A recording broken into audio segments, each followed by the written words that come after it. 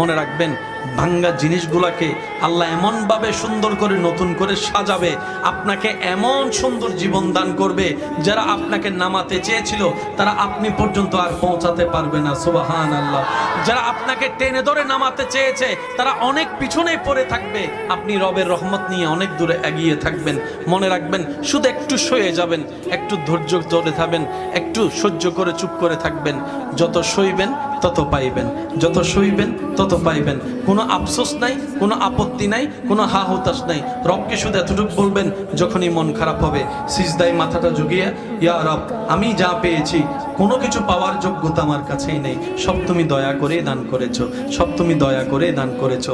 একটা জিনিস পাওয়ার যোগ্যতা আমার নাই, এই চোখ পাওয়ার মতো যোগ্যতা আমার কাছে নেই, এই কান শোনার মতো কান আমার কাছে নেই। আল্লাহ কোনো কিছুরই পাওয়ার যোগ্যতা নাই, তুমি দয়া করে দেখার জন্য দুইটা চোখ দিয়েছো, তোমার দরবারে শুকরিয়া। সুবহানাল্লাহ।